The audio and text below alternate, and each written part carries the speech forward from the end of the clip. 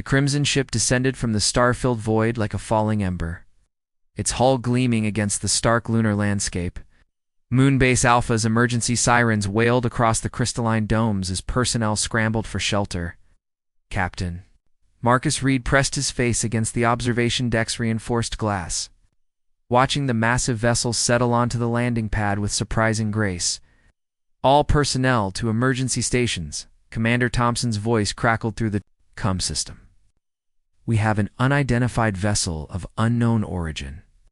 Repeat, this is not a drill. Marcus felt his heart hammering as the ship's boarding ramp extended with a hiss of escaping atmosphere. The base had been humanity's furthest outpost for 20 years, but they'd never encountered anything like this. Steam rose from the alien craft's hull as it adjusted to the lunar environment. Then she appeared. The figure that emerged from the crimson ship stood nearly 8 feet tall, her skin a deep red that seemed to absorb and reflect the artificial.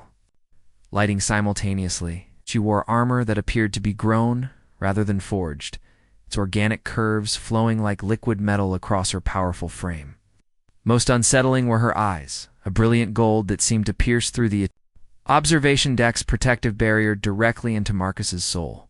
"Dear God," whispered Dr. Patricia Wells, the base's chief scientist. "What is that thing?" "She's not a thing," Marcus said quietly, unable to look away. "She's someone." The alien warrior moved with fluid grace despite her imposing size, each step deliberate and controlled. Her gaze swept across the base's structures, taking in every detail with obvious intelligence. When her golden eyes fixed on the observation deck, Marcus felt as though she could see him clearly through the one-way glass. "Sir, recommend immediate evacuation protocols," Lieutenant Hayes stammered into his comm unit. "That creature could tear through our defenses like paper." Marcus watched as the alien raised one hand, not in threat, but in what appeared to be a peaceful gesture. Her fingers were longer than human ones, ending in what looked like natural claws, yet her posture suggested restraint rather than aggression. "She's trying to communicate," Marcus realized aloud.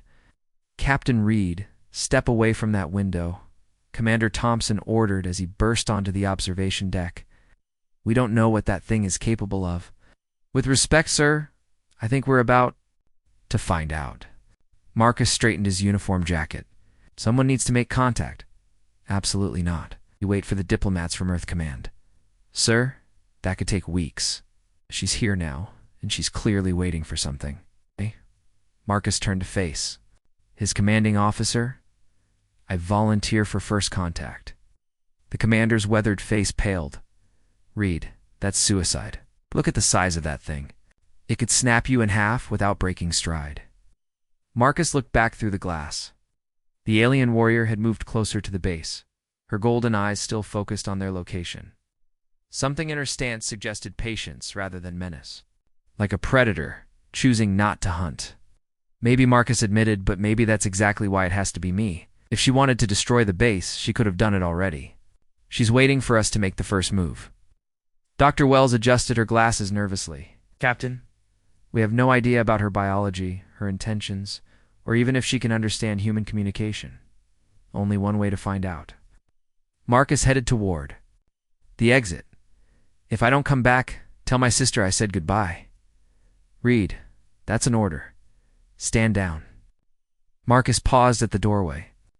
"Sir, with all due respect, someone has to take the first step. Better it's someone without a family waiting back home." Before anyone could stop him, Marcus activated the airlock sequence. His hands trembled slightly as he pulled on his environmental suit, but his resolve never wavered. Through the small window, he could see the alien warrior had positioned herself directly in front of the base's main entrance. The airlock cycled through its sequence with mechanical precision. As the outer door opened, Marcus stepped onto the lunar surface, his boots crunching against the regolith. The alien turned toward him immediately, those golden eyes locking onto his with an intensity that made his breath catch. She was even more magnificent up close. Her armor seemed to pulse with its own inner light, and her crimson skin held depths of color that reminded him of garnets and rubies. Despite her imposing size, there was an elegance to her movements that spoke of controlled power. Marcus stopped. 10 feet away, close enough to show courage, but far enough to avoid appearing threatening.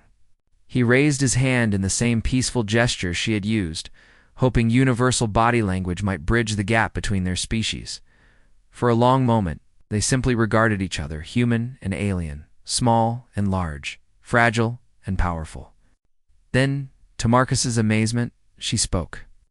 "You are brave, small warrior," she said, her voice carrying clearly through his suit's cum system despite the vacuum around them. "Your people hide while you face the unknown. This shows strength of spirit." Marcus felt his knees go weak with relief and wonder. "You speak English?" "I learn quickly. Your broadcasts travel far through space." She tilted her head slightly. "I am Zareth of the Catharian Guard. You are Earth Defense Force." He managed a slight bow. "Welcome to Moonbase Alpha." 3 days had passed since Zarath's arrival, and Moonbase Alpha hummed with nervous energy. The alien warrior had accepted their offer of temporary quarters in the converted cargo bay, the only space large enough to accommodate her impressive frame comfortably. Marcus found himself volunteering for every interaction, drawn to her presence like a moth to flame. "Your people fear me," Zareth observed during their morning communication session. She sat cross-legged on the floor, still towering over Marcus, even in his chair. "I hear their whispers through the walls." Marcus set down his coffee cup, noting how her golden eyes tracked the simple movement with curious intensity. "They fear. What they don't understand? Give them time." "Time is luxury my people no longer possess," she said softly, her voice carrying a weight of sadness that made Marcus's chest tighten. "What do you mean?" Zarath was quiet for a long moment, her clawed fingers tracing patterns on the metal floor. "My world dies," Marcus read. "The star that gave us life grows cold. Our children are born fewer each cycle, and the old ones fade like morning mist." Oh. The pain in her voice was unmistakable, transcending species barriers. Marcus leaned forward. Instinctively, "How many of you are left?" "Perhaps 50,000, scattered across 3 dying colonies. I am Guardian Prime, sworn to find new hope for my people." Oh. Her golden eyes met his. "Your species shows promise. You adapt, survive, grow strong despite your fragility." Marcus felt heat rise in his cheeks at what might have been a compliment. "We're survivors, I'll give you that. More than survivors. I have watched your transmissions, learned your stories. You create beauty in darkness, find love in the midst of war." She tilted her head. "Tell me of your family," Marcus read. The question caught him off guard. "It's just my sister Emma back on Earth. She's a teacher, married with 2 kids. Always worried I'd never settle down." He smiled ruefully. "Guess she was. Right? You chose duty over companionship. I chose the stars over staying safe. Not many women interested in a man who spends months in space." He studied her face, noting the way her expressions shifted with subtle grace. "What about you?" "Do Catharians have families?" Something flickered across her features, longing perhaps, or loss. "We bond for life when we find our heart match, but there are so few of us left, and I am Guardian Prime. My duty comes first." "Sounds lonely." "It's very lonely," she admitted, the words barely above a whisper. Their eyes met and held, and Marcus felt something shift in the air between them. The moment stretched until Dr. Wells's voice crackled through the intercom, breaking the spell. "Captain Reed, please report to the medical bay for your weekly physical." Marcus reluctantly stood. "I should go. Wait." Zareth rose fluidly to her. "Feet, may I walk with you?" "I've seen little of your base." The corridors of Moonbase Alpha weren't designed for someone of Zara's size, forcing her to duck through doorways and mind her head on the ceiling fixtures. Marcus found himself acutely aware of her presence beside him, the way she moved with liquid grace, despite the cramped spaces. "Your base is well constructed," she observed. "Strong foundations, efficient design. Your engineers think like warriors." "We learned early that space doesn't forgive mistakes." Marcus paused outside the medical bay. "Zarath, what you said about your people finding new hope, ... What exactly are you looking for?" She stopped walking, her golden eyes growing distant. "Alliance? Partnership, perhaps. Perhaps ... double quotes. She hesitated. If our species could find common ground, share worlds and knowledge, both could thrive. Interspecies cooperation on that scale, it's never been attempted. Many impossible things become possible when hearts are willing. Her gaze returned. To his face, "Your heart seems willing," Marcus read. Before he could respond, the medical bay door opened and Dr. Wells emerged. Her expression grew nervous when she saw Zaroth. "Captain, your examination is ready." "I didn't realize you'd be bringing a guest." Zaroth was just curious about the base layout, Marcus said quickly. Dr. Wells nodded stiffly. "Of course. Well, this will only take a few minutes." The examination was routine until Marcus removed his shirt, revealing a nasty bruise across his ribs from their sparring session the day before. Dr. Wells frowned as she ran her scanner over the injury. "Captain, this contusion is more serious than I initially thought. You may have a hairline fracture." "I'm fine, Doc." "You're not fine. This needs proper treatment." She prepared a dermal regenerator. "How exactly did this happen again?" Marcus glanced toward where Zaroth waited in the corridor. "Training accident." Dr. Wells followed his gaze, her expression growing knowing. "Training with our alien guest, I assume." "Captain, with all due respect, sparring with someone that much larger than you is extremely dangerous." She was careful, more careful than she needed to be. After the treatment, Marcus found Zaroth still waiting, her posture tense with what he was beginning to recognize as concern. "The healer says you are injured because of our combat practice," she said without preamble. "It's nothing serious." "It is serious to me." She moved closer, her hand hovering near his shoulder. "May I?" Marcus nodded, not trusting his voice. Her touch was surprisingly gentle as she examined the treated area through his shirt, her clawed fingers careful not to press. "Too hard. I forgot how fragile humans are," she murmured. "On my world, such contact would barely mark the skin.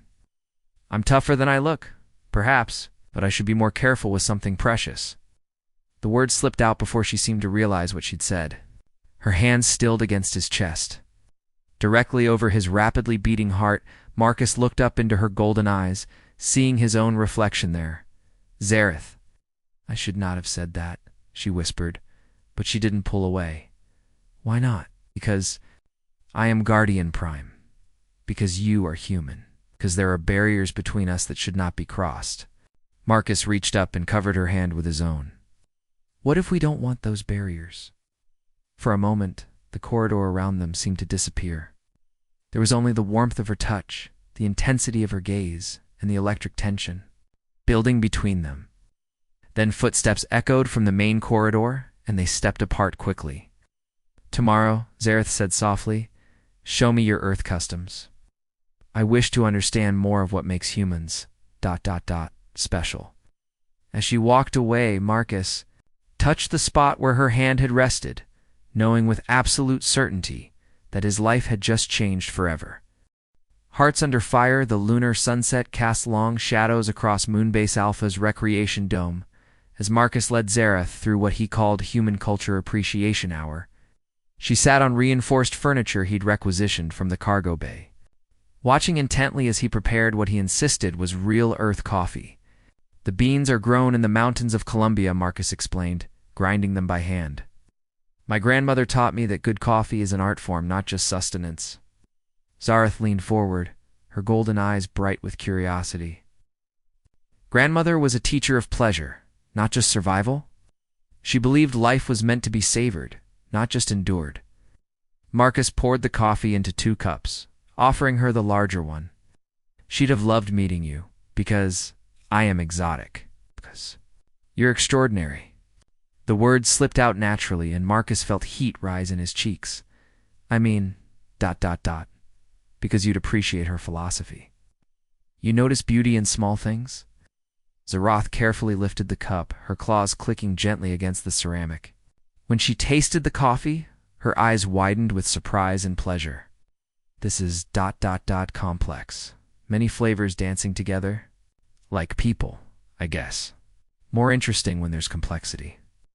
Their eyes met across the small table, and Marcus felt that familiar electric tension building between them. Over the past week, Their daily sessions had evolved from formal cultural exchange to something much more personal. He found himself looking forward to these moments more than anything else in his routine. Marcus Zeroth said softly, setting down her cup. There is something I must tell you about my species. Before she could continue, the base's emergency alarm shattered the peaceful moment. Red lights bathed the recreation dome as Commander Thompson's voice echoed through the CUM system. All personnel to battle stations. We have multiple incoming vessels. Configuration unknown. This is not a drill. Marcus was on his feet instantly, his military training overriding everything else. Through the dome's transparent walls he could see sleek black ships descending from space, their hulls absorbing light like hungry shadows. Zara's single quotes rose beside him, her entire demeanor transforming from gentle curiosity to lethal focus. The hegemony, she growled, her voice carrying harmonics that made Marcus's bones vibrate. They have found me. Who's the hegemony? Conquerors, slavers. They see the universe as theirs to claim.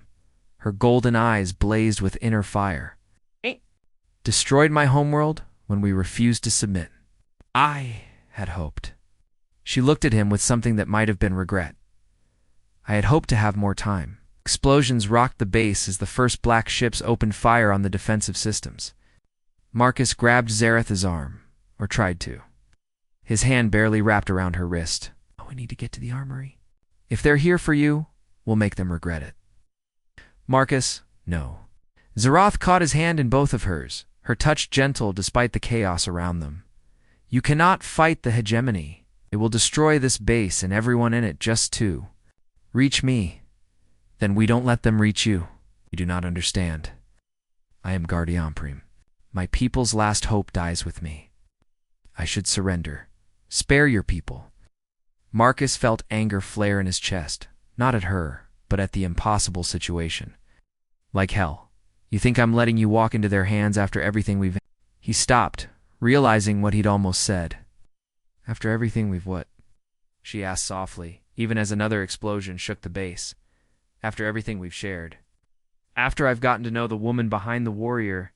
Her golden eyes widened with surprise and something deeper, hope, perhaps, or longing. Marcus, ... I'm falling for you, he said, the words tumbling out in a rush. I don't care about species barriers or diplomatic complications. I care about... Zeroth stared at him for a moment that seemed to stretch into eternity. Then she leaned down and pressed her forehead against his, a gesture that felt more intimate than any kiss. An eye for you, brave little warrior, but that is why I must go. I cannot bear to see you harmed because of me, not happening. Marcus pulled back to meet her eyes. We fight together or not at all. A massive impact shook the entire base, sending them both stumbling. Through the CUM system, they could hear Commander Thompson coordinating the desperate defense. Armory's been hit, primary weapons offline. All personnel prepare for boarding action. Marcus drew his sidearm, checking the charge. Can you fight without your ship's weapons? In response, Zareth raised her hands. Energy crackled between her claws, forming into weapons of pure light that hummed with barely contained power. I am weapon enough, if you will fight beside me. They moved through the base's corridors like a force of nature, Marcus's tactical knowledge combined with Zareth's devastating combat abilities. When hegemony soldiers breached the main airlock, they found themselves facing an unlikely but deadly partnership. The enemy troops were humanoid but wrong somehow. Their movements too precise, their eyes empty of warmth. They fought with cold efficiency. But Marcus and Zareth fought with something more powerful, the desperate need to protect what they'd found together. Zareth's energy weapons carved through armor like tissue paper, while Marcus provided covering fire and tactical coordination. They moved in perfect synchronization, as if they'd been fighting together for years instead of minutes. Behind you, Marcus shouted, spinning to fire at a soldier emerging from the service tunnel. Zareth whirled, her energy blade intersecting the attacker's weapon in a shower of sparks. You have good instincts, Heartmatch? Heartmatch, Marcus asked, between shots. Later she promised, launching herself at a cluster of enemy troops. If we survive this. The battle raged through the base's corridors for what felt like hours, but was probably only minutes. When the last hegemony soldier fell, Marcus and Zareth found themselves alone in the devastated main corridor, breathing hard and covered in dust. "Is it over?" Marcus asked. "The first wave? Yes. But they will send more." Zareth moved closer. To him, her golden eyes soft with concern. "You were injured again?" Marcus looked down to see blood seeping through his uniform sleeve. "Just a graze. I'll live." "Good," she said fiercely, "'cause I'm not finished with you yet." Before he could ask what she meant, she pulled him into her arms and kissed him. It should have been awkward, the size difference, the adrenaline, the chaos around them, but instead it felt like coming home. Her lips were warm and soft, despite her warrior strength. And Marcus felt something inside his chest unlock and soar free. When they finally broke apart, both were breathing hard. For entirely different reasons. "Heart-match," Zareth whispered against his forehead. "It means the one your soul recognizes as its perfect companion. I felt it the moment you stepped onto the lunar surface to greet me." "I felt something too," Marcus admitted. "I just didn't have a name for it. Now you do." She cupped his face in her hands, her touch impossibly gentle. "But Marcus, you must understand, if we bond, there is no going back. Catharians made for life, completely and absolutely." Marcus looked into her golden eyes and saw his future there, dangerous, uncertain, but blazing with love and possibility. "Then we'd better make sure we both survive long enough to explore that." Her smile was radiant. Together, always together. The ultimate choice. The emergency council meeting convened in Moonbase Alpha's reinforced command center. Hastily converted from the communications hub after the main conference room took a direct hit. Representatives from Earth Command appeared on flickering holographic displays, while the surviving base personnel huddled around the central table. Marcus stood beside Zareth, acutely aware of how the other humans gave her a wide berth despite her crucial role in their defense. "Let me understand this correctly." Admiral Harrison's weathered face scowled from the primary display. "This alien warrior brought hostile forces directly to our doorstep, endangered the entire lunar installation, and now you're recommending we grant her asylum?" "Sir, with respect, Zareth saved this base," Marcus interjected. "Without her combat assistance, we'd all be dead or captured." "A convenient narrative, Captain Reed. Perhaps this was all orchestrated to gain our trust, Zaras." Golden eyes flashed with anger, but her voice remained controlled. "Admiral Harrison, I understand your suspicion. If our positions were reversed, I would question my motives as well. But I swear by the dying light of my homeworld star, I came seeking alliance, not conquest." Commander Thompson, his uniform torn and his face streaked with soot, leaned forward. "The tactical data supports Captain Reed's assessment. Hegemony forces showed no interest in preserving the base or capturing personnel. They were here specifically for Guardian Prime Zareth." "Which brings us to the central issue," Admiral Harrison continued coldly. "As long as she remains in human space, we're a target for these hegemony forces. The logical solution is to return her to her own people." Marcus felt his heart stop. "Sir, you can't seriously be suggesting..." "I'm suggesting we prioritize human. Lives over alien politics, Captain. We have a responsibility to our own species first." "And I have a responsibility to mine," Zareth said quietly, rising to her full imposing height. "Perhaps the Admiral is correct. My presence here brings only danger to people I have grown to... care about." She looked directly at Marcus when she said it, and he saw the pain in her golden eyes. It's the same pain he felt tearing through his chest at the thought of losing her. "There has to be another way," Dr. Wells interjected unexpectedly. "A guardian." "Zareth H., you mentioned your people are dying. What exactly would you need to save them?" Zareth's expression grew distant. "New world. Habitable, with the right stellar radiation to support our physiology. But more than that, allies who could help us defend it from the hegemony. And in exchange, our knowledge, our technology, our loyalty." Zareth's gaze swept the room. "My people are warriors by necessity, but we are also builders, artists, healers. We could offer much to humanity." Admiral Harrison's laugh was bitter, assuming we survive long enough to benefit from this theoretical partnership. "The immediate problem remains, how do we deal with the hegemony threat?" "Fight, Marcus. said simply. Every eye in the room turned to him. Admiral Harrison's expression grew thunderous. Captain Reed, you're suggesting we engage in an interstellar war for the sake of one alien refugee? Suggesting we stand up for what's right? The hegemony are conquerors and slavers. If we turn our backs on Zareth now, what happens when they come for the next species? What happens when they decide humanity looks like good slave stock?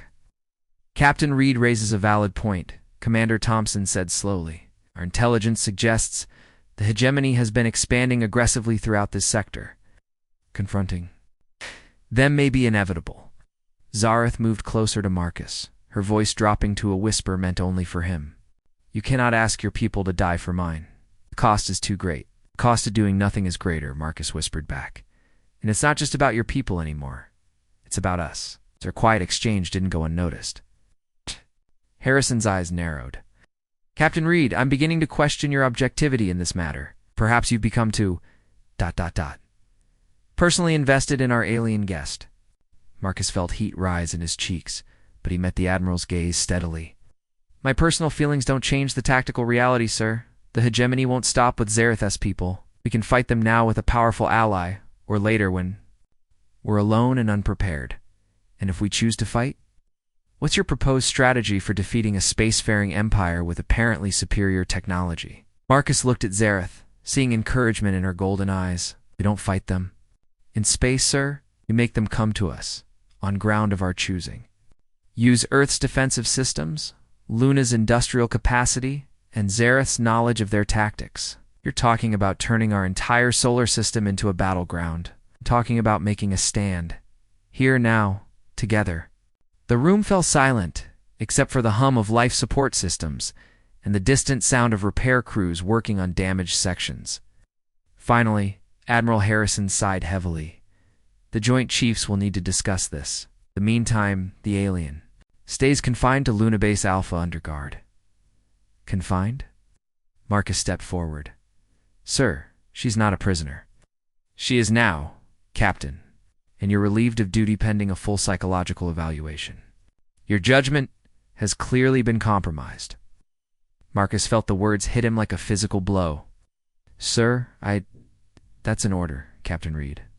Admiral Harrison's image flickered and vanished, followed by the other Earth Command officials. Commander. Thompson looked uncomfortable but resolute. Marcus, I'm sorry, but I have to follow orders. Security will escort you to quarters. Before the security team could move, Zareth stepped forward. Her hand settled gently on Marcus's shoulder, and he felt strength flow from her touch. I will not resist confinement, she announced. But I request that Captain Reed be assigned as my ... cultural liaison. His presence would help me adjust to human customs during my detention. Commander Thompson considered this. Suppose that would be acceptable. It keeps him out of trouble, while keeping you cooperative. As security escorted them toward the converted cargo bay that served as Zareth's quarters, Marcus felt despair settling over him like a heavy blanket. They were trapped, cut off from any chance of preventing the catastrophe he saw coming. Do not lose hope, Heartmatch Zarath murmured as they walked. Sometimes the greatest victories come from the most desperate circumstances. How can you be so calm? They're going to hand you over to save themselves. Perhaps. But they are. Also giving us time together. Time to prepare. Prepare for what? Zarath's golden eyes glittered with something that might have been mischief. To show them that some bonds cannot be broken by politics or fear. To prove that love can, indeed, conquer all, even interstellar empires. Despite everything, Marcus found himself smiling. You have a plan? I have faith. In you, in us, in the power of two hearts, beating as one. She squeezed his shoulder gently.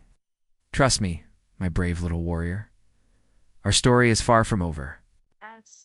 The security doors sealed behind them. Marcus looked up into Zareth's radiant face and felt hope rekindling in his chest. Whatever came next, they would face it together. New horizons together 6 months later. The joint human-Kitharian colony ship New Dawn drifted in stable orbit around Kepler-4 for 2b. A world that sparkled blue-green against the starfield like a jewel waiting to be claimed. In the ship's observation lounge, Marcus stood with his arm around Zareth's waist, both of them gazing down at their new home. "The atmospheric readings are perfect," Dr. Wells reported from her scanning station. Her earlier fear of Zareth long since transformed into respectful friendship. "Oxygen levels optimal, gravity at 0.9 Earth standard. And the Catherian bioscanners confirm compatibility with their physiology." "It's beautiful," Marcus breathed, watching clouds swirl across vast continents. "Hard to believe this is really happening." Zareth's golden eyes reflected the planet's light as she smiled down at him. Sometimes the impossible becomes inevitable when hearts unite for a common cause. The path to this moment had been anything but smooth.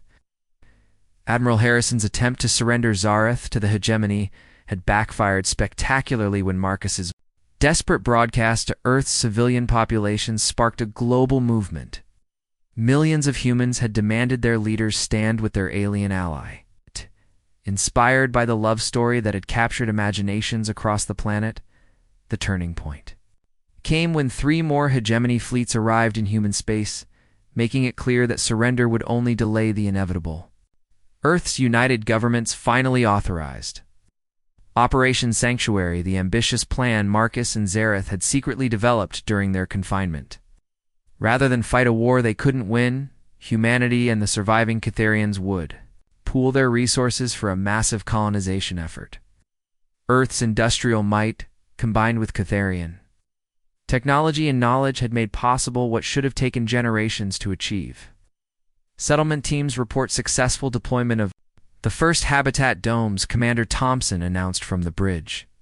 The veteran officer had volunteered to lead the colonial administration, claiming he was too old to learn new tricks but young enough to help write history. Marcus felt Zareth's hand tighten around his as the first shuttles descended toward the planet's surface, carrying the advanced teams that would establish their new civilization. Among those brave pioneers were 50 human Catherian couples who had found love across species barriers, inspired by the bond between a human captain and an alien guardian. "Nervous?" Marcus asked softly. "Excited," Zareth corrected.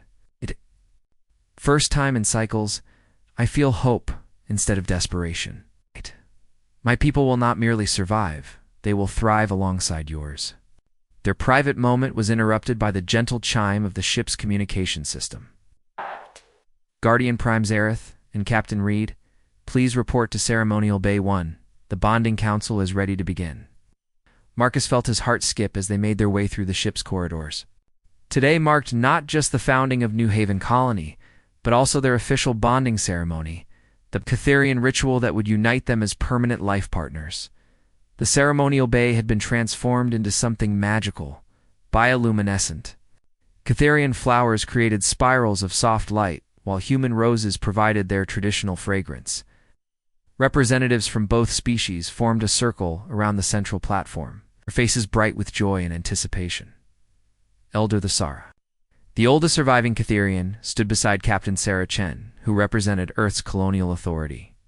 The 2 leaders had worked tirelessly to blend their species' bonding traditions into something new and beautiful. "We gather today," Elder Thasara began, her aged voice carrying harmonics that made the air itself seem to sing, "to witness the union of 2 hearts that have bridged the void between worlds." "Marcus Reed and Zareth of the Catherian Guard," Captain Chen continued. "Your love has brought our peoples together and shown us that differences in form mean nothing when souls recognize their perfect match." Marcus felt tears prick his eyes as Zareth took his hands in her larger ones. Her golden gaze held his with an intensity that made everything else fade away. "Do you, Marcus Reed, accept Zareth as your heart match for all the days of your life?" Elder Thasara asked. "I do," Marcus said, his voice strong and clear. "In this life, and whatever comes after." "Do you, Zareth of the Catherian Guard, accept Marcus Reed as your heart match for all the cycles of existence?" "I do," Zareth replied, her musical voice carrying such warmth that several witnesses wiped away tears. Through starlight and shadow, through triumph and trial, through all the moments yet to be, Elder Thasara raised her hands, and soft light began to emanate from her palms. Then, by the ancient bonds of heart and soul, by the promise of new tomorrows, I declare you united as one." The light enveloped them both, warm and tingling, and Marcus felt something shift deep in his consciousness. Suddenly, he could sense Zareth's emotions as clearly as his own, her overwhelming joy, her fierce protective love, her absolute certainty that they were meant to be together. "I can feel you," he whispered in wonder.